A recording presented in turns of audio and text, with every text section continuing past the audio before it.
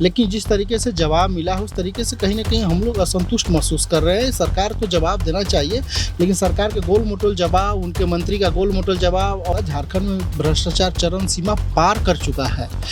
हित के मुद्दे हैं जिस पर सरकार की गंभीरता नजर नहीं आती है। डाल्टनगंज से विधायक आलोक चौरसिया इस वक्त हमारे साथ मौजूद है। सर, आज आपने विद्युत कर्मी संघ का जो मुद्दा आज सदन में उठाया है, क्या लगता है, संतुष्टि है जवाब से, मंत्री के जवाब से? देखिए, सबसे बड़ी बात क्या है कि जो मंत्री इस विभाग को देख रहे हैं, और हम लोगों ने डायरेक्ट पूछा कि भाई विद्युत कर्मी जो ऊर्जा विभाग के अंतर्गत में सरकार उनको डेली बेसिस पर या मंथली बेसिस पर उन लोग को मानदेय देता है जो 8,000-9,000 रुपया होता है, और उसी में उन लोग को ठंडा के दिन हो, बरसात, गर्म में सभी देखना पड़ता है। सरकार क्या इन सभी लोगों को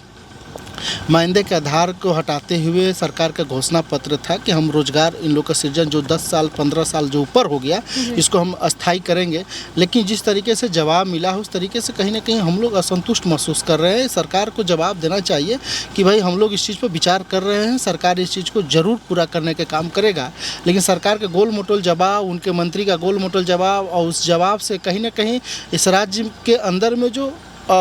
लोग कार्य करते हैं बिजली विभाग में, ऊर्जा विभाग में, कहीं ना कहीं उनके मन में जो छोटे वर्कर हैं उन वर्करों के मन में कोई उदासीनता नज़र आएगी। हम इस चीज़ को हम कर रहे हैं क्योंकि आने वाला दिन में फिर मैं इस चीज़ को लाऊंगा और सरकार से ये जवाब मांगूंगा कि आपने घोषणा किया है कि भाई हम आपकी अस्थायी करेंगे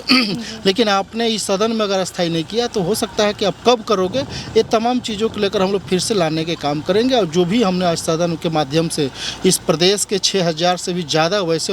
लोग हैं जो संविदा के आधार पर काम करते हैं, उनके अधिकार और उनके हक की मांग हमने सरकार के पास रखने के काम। केंद्र ने कहा है कि झारखंड में भ्रष्टाचार चरम सीमा पर है, आपको भी ऐसा लगता है? निश्चित तौर पर ये आप लोग को भी माध्यम से लगता होगा, झारखंड में भ्रष्टाचार चरम सीमा पार कर चुका है। इस चीज़ को अगर आप देखिएगा तो बहुत सारे ऐसे समस्या, बहुत सारे ऐसे राज्य हित के मुद्दे हैं जिस पर सरकार की गंभीरता नज़र नहीं आती है। वो तमाम चीज़ों को हम लोगों ने देखा है, और कहीं ना कहीं राज्य सरकार वो हर एक चीज़ में विफलता की ओर जा रही है जो राज्य सरकार को करना चाहिए। जो राज्य सरकार के लोगों, इस राज्य के लोगों ने जिस तरीके से दूसरी बार इनको सत्ता दिया है, तो इनको कुछ न कुछ अलग तरीके से, अलग राजनीति, अलग परिवर्तन के साथ आगे बढ़ना चाहिए। ये उम्मीद करते हैं, इनके पास समय है, हो सकता है अगर ये कर पाए, लेकिन हमें नहीं लगता कि उस कार्य को करेंगे, क्योंकि भ्रष्टाचार जिस तरीके से ब्लॉक स्तर से लेकर राज्य स्तर, जिला स्तर पर है, उसे समाप्त करना सरकार को कठोर कदम उठाना पड़ेगा। धन्यवाद।